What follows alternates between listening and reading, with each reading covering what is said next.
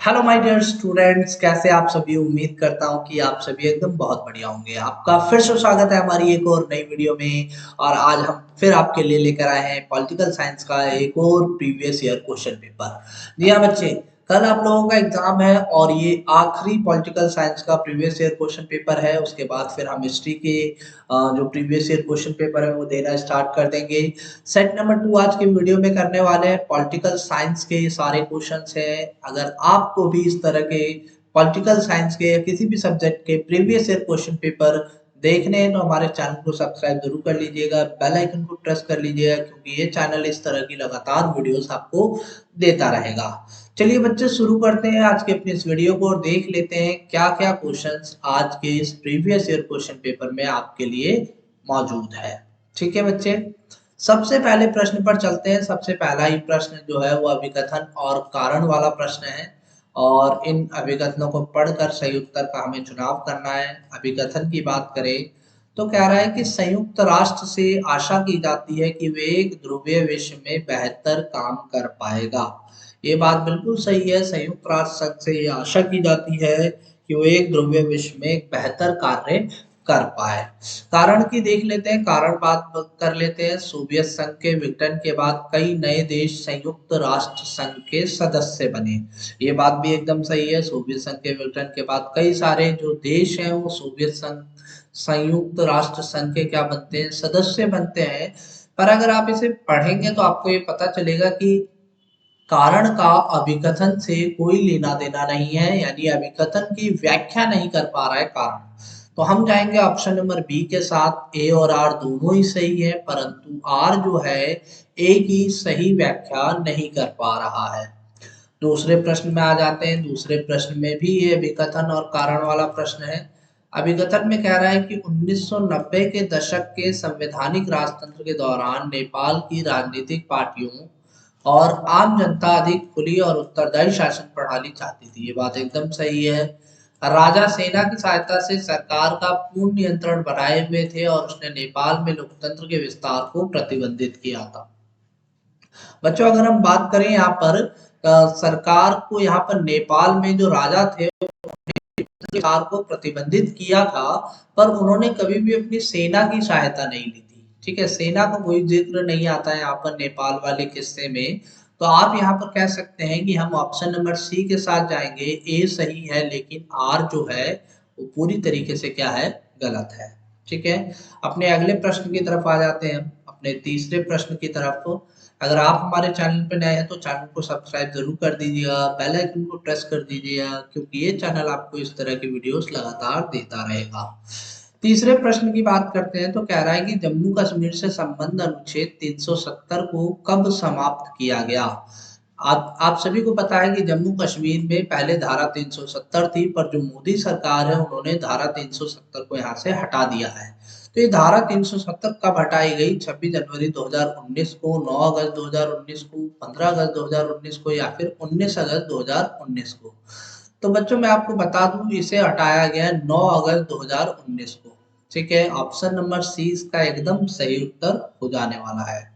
चौथे प्रश्न की बात करें तो कह रहा है कि संयुक्त राष्ट्र सुरक्षा परिषद के गैर स्थायी सदस्य कितने वर्षों के लिए चुने जाते हैं? 1 वर्ष के लिए, 3 वर्ष के लिए, 2 वर्ष के लिए, या फिर 5 वर्ष के लिए?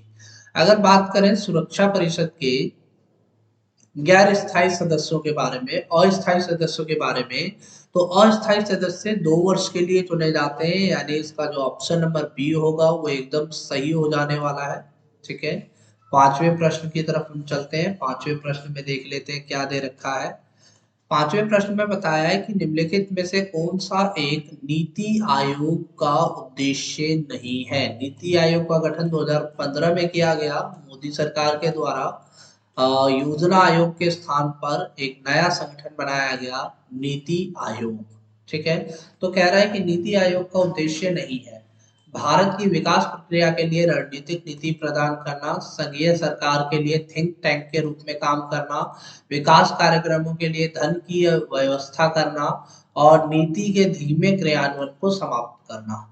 बच्चों अगर हम पहली स्टेटमेंट की बात करें तो ये भी सही है, दूसरी स्टेटमेंट भी सही है और चौथी स्टेटमेंट भी सही है, पर जहाँ यहाँ पर तीसरी स्टेटमेंट है धन की व्यवस्था करना, ये जो है ये नीति आयोग का उद्देश्य नहीं है। ठीक है। छठे प्रश्न की बात कर लेते हैं। कहता है कि निम्नलिखित घटनाओं को कालक्रम अनुसार व्यवस्थित कीजिए। लाल बहादुर शास्त्री का प्रधानमंत्री के रूप में नियुक्ति, ताशकंद समझौता, चौथा आम चुनाव और वीवी गिरी का राष्ट्रपति निर्वाचित होना। तो अगर हम बात करें बच्चों, लाल बहादुर शास्त्री की नियुक्ति जो हुई थी वो 64 में हुई थी, 1964 में। ताशकंद समझौता की बात करें तो ये 1966 के अंदर होता है, 1966 के अंदर होता है। चौथे आम चुनाव 1967 के अंदर होते हैं, 1967 के अंदर होते हैं। और वीवी गिरी का राष्ट्रपति निर्वाचित होना ये घटना 1969 की है। ठीक है। तो यहाँ पर एक क्रम वाइज चल रहा है, 1964, 66, 67, 1969, यानी फर्स्ट, सेकंड, थर्ड, फोर्थ इसका सही उत्तर हो जाने वाला है। और ऑप्शन ए मुझे दिखाई दे रहा है कुछ इसी तरह का है। ठीक है। अपने अगले प्रश्न की तरफ आ जाते हैं हम। जो हमारा सातवां प्रश्न है वो कह रहा है कि बॉम्बे प्लान के बारे में निम्नलिखित में से कौन सा कथन गलत है। बॉम्बे प्लान के बारे में अगर हम बात करें, बॉम्बे प्लान उद्योगपतियों के द्वारा बनाया गया एक प्लान था। 1944 में इस प्लान को पेश किया गया था, 1944 के अंदर। और कह रहा है कि कौन सा कथन गलत है। ये भारत के आर्थिक भविष्य के लिए एक खाका था। इसने राज्य स्वामित्व वाले उद्योगों का समर्थन किया था। इसे कुछ प्रमुख उद्योगपतियों ने बनाया था। इसने नियोजन के विचार का पुरजोर समर्थन किया था। तो अगर हम बात करें ऑप्शन डी की, ये भी सही है, ऑप्शन सी भी सही है, ऑप्शन ए भी सही है। और यहाँ पर जो बात की जा रही है कि राज्य के स्वामित्व वाले उद्योगों का समर्थन, ऑप्शन बी में ये बात सही नहीं है। ठीक है। यहाँ पर राज्य के स्वामित्व वाले उद्योगों का समर्थन नहीं किया गया था। ठीक है। तो ऑप्शन बी इसका एकदम सही उत्तर हो जाने वाला है। आठवें प्रश्न की बात कर लेते हैं। कह रहा है कि भारत और नेपाल के संबंधों के बारे में निम्नलिखित कथनों में से कौन सा कथन सही नहीं है। भारत और नेपाल के संबंध के बारे में कह रहा है कि भारत और नेपाल के बीच एक दूसरे देश में बिना वीजा के यात्रा और काम करने के संबंध में एक विशेष संधि है। ये बात एकदम सही है। भारत नेपाल से आने वाले नदियों के जल को साझा करता है। ये भी एक बात एकदम सही है। दोनों देशों में लोकतांत्रिक शासन प्रणाली है। ये बात भी एकदम सही है। नेपाल सदैव भारत की नीतियों का अनुसरण करता है। ऑप्शन नंबर डी, नेपाल सदैव भारत की नीतियों का अनुसरण नहीं करता है। वो कभी कभी अपनी खुद की नीति भी देखता है या चाइना के प्रभाव में भी आ जाता है। ठीक है। तो ऑप्शन नंबर डी इसका एकदम सही उत्तर हो जाएगा। नौवें प्रश्न की बात कर ले तो नौवें प्रश्न में कह रहा है कि बहुराष्ट्रीय कंपनियों द्वारा विकासशील देशों में निवेश करने के मुख्य कारण क्या होते हैं। जब एक बहुराष्ट्रीय कंपनी किसी विकासशील देश में निवेश करती है, इन्वेस्टमेंट करती है, तो उसके क्या कारण होते हैं। वंचित लोगों का कल्याण करना, अपनी संपत्ति बढ़ाना हुआ अधिक मुनाफा कमाना, अन्य देशों को लाभ पहुंचाना, विकासशील देशों की सरकार को वित्तीय सहायता प्रदान करना। बच्चों यहाँ पर ऑप्शन नंबर बी एकदम सही उत्तर हो जाएगा, क्योंकि अपनी संपत्ति बढ़ाना और अधिक मुनाफा कमाना ही बहुराष्ट्रीय कंपनियों का प्रमुख उद्देश्य होता है। ठीक है। 10वें प्रश्न की बात कर लेते हैं। 10वें प्रश्न में कह रहा है कि निम्नलिखित में से कौन सा दशक भारत में द्वितीय लोकतांत्रिक लहर का समय था। द्वितीय लोकतांत्रिक लहर की बात कह रहा है कि 1975 में जब इमरजेंसी लागू की गई और उसके बाद का जो समय हुआ, 1979 के जो चुनाव हुए 77 के, तो इसे द्वितीय लोकतांत्रिक लहर के नाम से जाना जाता है। तो ये कब हुआ। ये होता है आपका ऑप्शन नंबर बी, 1970 के दशक में। ठीक है बच्चे। 1970 के दशक में जो है ये सारी घटनाएं घटती हैं। आगे बात कर लेते हैं 11वें प्रश्न की। 11वें प्रश्न में कह रहा है कि निम्नलिखित में से द्रविड़ आंदोलन का मुख्य नेता कौन था। के कामराज, के करुणानिधि, ईवी रामास्वामी नायकर या सी अन्नादुरई। तो यहाँ पर अगर द्रविड़ आंदोलन के मुख्य नेता की बात करें तो ईवी रामास्वामी नायकर का नाम आ जाता है। तो 11वें का ऑप्शन नंबर बी एकदम सही उत्तर हो जाने वाला है। चैनल पे नए हैं तो चैनल को सब्सक्राइब जरूर कर लीजिएगा बच्चों, बेल आइकन को प्रेस कर लीजिएगा, क्योंकि ये चैनल इस तरह की वीडियोस आपको लगातार देता रहेगा। 12वें प्रश्न की बात करें तो कह रहा है कि निम्नलिखित रिक्त स्थान को दिए गए किसी एक उपयुक्त पद से भरिए। यहाँ पर डैश है और कह रहा है कि अर्थ ऐसी प्रगति से है जो वर्तमान पीढ़ी की आवश्यकताओं को भावी पीढ़ी की आवश्यकताओं के साथ समझौता किए बिना पूरा करता है। वैश्विक संपदा, विनाश रहित विकास, विकसित देशों की राजनीति या फिर टिकाऊ विकास। यहाँ पर सबसे सुटेबल शब्द जो है वो टिकाऊ विकास है, क्योंकि टिकाऊ विकास ही एक ऐसा विकास होता है जो आज की पीढ़ी की आवश्यकताओं को उनके साथ समझौता किए बिना भविष्य की पीढ़ी के लिए भी विकास करता है। ठीक है, अपने आ जाते हैं हम अब पैराग्राफ वाले क्वेश्चंस पे। ये सारे आपके इस थ्योरी वाले क्वेश्चंस हैं, आप इन्हें एक बार देख लीजिएगा, काफी अच्छे क्वेश्चंस हैं। ठीक है, और 24वें प्रश्न की तरफ हम आ गए हैं। 24वां प्रश्न जो है मैप वाला है, ABCD द्वारा दर्शाया गया है और नीचे दी गई जानकारी के आधार पर इनकी पहचान करनी है। पहली स्टेटमेंट में कह रहा है कि वह देश जिसके साथ भारत का 1962 में युद्ध हुआ। देखो यहाँ पर चीन आ जाएगा। ठीक है, आप यहाँ पर चीन भर दीजिएगा। नक्शे में भी हम देख लेते हैं कौन सा अक्षर दिखा रहा है चीन को। हाँ, ये चीन को दिखा रहा है ऑप्शन नंबर सी। ठीक है, तो यहाँ पर सी आ जाएगा और चीन आ जाएगा, राज्य का नाम चीन आ जाएगा। ठीक है, और दूसरे प्रश्न की बात करें, the country with which India has a dispute on Kashmir. Kashmir का विवाद है उसके साथ। ठीक है, डिस्प्यूट ऑन कश्मीर है, तो कश्मीर का विवाद तो आप सभी को पता है पाकिस्तान के साथ होता है।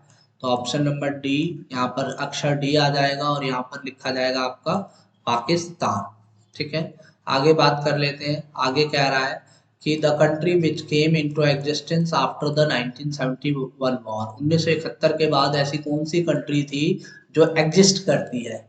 1971 के बाद एग्जिस्ट करने वाली जो कंट्री है वो ये है आपका ए, बांग्लादेश। ठीक है, तो यहाँ पर ए आ जाएगा और यहाँ पर आ जाएगा आपका बांग्लादेश। आखिरी बात कर लेते हैं, the Indian state which shares its border with China. Indian state है, अपने बॉर्डर शेयर करता है किसके साथ? चाइना के साथ। तो ये है आपका बी। ठीक है, अक्षर बी आ जाएगा और ये जो स्टेट है वो है अरुणाचल प्रदेश। ठीक है, अरुणाचल प्रदेश यहाँ पर नाम आ जाएगा। ठीक है बच्चे, तो इस तरीके से आपके ये मैप वाले क्वेश्चंस हो जाएंगे। ठीक है, और अगर हम कार्टून की बात करें तो 25वां प्रश्न जो है वो आपका कार्टून पर दे रखा है। ये पूरा का पूरा कार्टून दे रखा है और इस कार्टून से रिलेटेड यहाँ कुछ क्वेश्चन दे रखे हैं। कह रहा है कि कार्टून में दिखाया गया सैनिक निम्नलिखित में से किस देश से संबंधित है? सोवियत संघ से, इराक से, संयुक्त राज्य अमेरिका से या फिर ईरान से? तो इसका सही उत्तर ऑप्शन नंबर बी, संयुक्त राज्य अमेरिका हो जाने वाला है। कह रहा है कि किस वर्ष इराक पर ऑपरेशन इराकी फ्रीडम के नाम से आक्रमण किया गया था? 1993 में, 2003 में, 2000 में या 2008 में? तो इसका सही उत्तर ऑप्शन नंबर सी, 2003 हो जाएगा। 2003 में ही ऑपरेशन इराकी फ्रीडम चलाया गया था अमेरिका की सेना के द्वारा। कार्टून में दिखाए गए देशों में से निम्नलिखित में से कौन सा एक देश खाड़ी का देश है? Iran, Pakistan, Afghanistan, Oman. ठीक है, तो खाड़ी देश की बात करें तो ईरान है। ऑप्शन नंबर ए इसका सही उत्तर हो जाने वाला है। अपने अगले प्रश्न की तरफ चलते हैं। चौथे प्रश्न में कह रहा है कि प्रथम खाड़ी युद्ध को निम्नलिखित में से किस एक अन्य नाम से भी जाना जाता है? Smart war, operation liberation, operation android freedom, computer war. Option number C इसका एकदम सही उत्तर हो जाएगा। इसको कंप्यूटर वॉर के नाम से भी जाना जाता है। ठीक है, ये दृष्टिवादी प्रश्न है, वही सारे प्रश्न है जो अभी हमने किए हैं। WMD का अगर विस्तृत रूप बात करें तो इसका फुल फॉर्म होता है वेपन्स ऑफ मास डिस्ट्रक्शन। ठीक है, आगे बात कर लेते हैं अपने एक पैराग्राफ वाले क्वेश्चन की। ठीक है, ये पैराग्राफ वाला क्वेश्चन है 26वां और इसमें कह रहा है कि विश्वव्यापी पारस्परिक जुड़ाव को निम्नलिखित में से क्या कहा जाता है? वैश्वीकरण कहेंगे, उदारीकरण कहेंगे, सामाजिकरण कहेंगे या फिर निजीकरण? तो विश्वव्यापी पारस्परिक जुड़ाव जो है वो ऑप्शन नंबर ए, वैश्वीकरण के साथ जाएगा।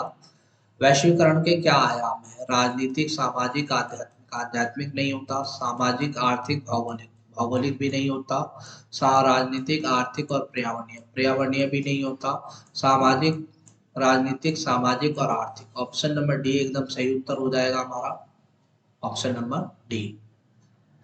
तीसरे प्रश्न, निम्नलिखित में से कौन आर्थिक गतिविधियों में वृद्धि करता है? रोजगारों का कम होना, गरीबी सूचकांक में वृद्धि होना, मजबूत वैश्विक आर्थिक विकास, व्यापार में तेज गिरावट। ऑप्शन नंबर सी इसका एकदम सही उत्तर हो जाएगा, मजबूत वैश्विक आर्थिक विकास, ये इसका सही उत्तर हो जाने वाला है। चौथे प्रश्न की बात करें तो निम्नलिखित में से कौन वैश्वीकरण का एक प्रभाव है? राज्यों की शक्ति में वृद्धि होना, नए व्यापार अवरोध लागू किए गए, उपभोक्ता का चयन विस्तृत हुआ, स्थानीय उद्योगों को बढ़ावा मिला। यहाँ पर ऑप्शन नंबर सी एकदम सही उत्तर हो जाएगा। ये वैश्वीकरण का क्या है, एक प्रभाव है, उपभोक्ता का चयन विस्तृत हुआ है। ठीक है, तो आई होप बच्चों आपको ये सारे प्रश्न काफी ज्यादा अच्छे लगे होंगे और आपको समझ में भी आए होंगे इन सारे प्रश्नों के उत्तर। हमारे चैनल पर नए हैं तो चैनल को सब्सक्राइब जरूर कर लीजिएगा, बेल आइकन प्रेस कर लीजिएगा, क्योंकि ये चैनल आपको इस तरह की लगातार वीडियोस देता रहेगा। फिर मिलते हैं एक नई वीडियो में नई अपडेट के साथ, तब तक के लिए जय हिंद।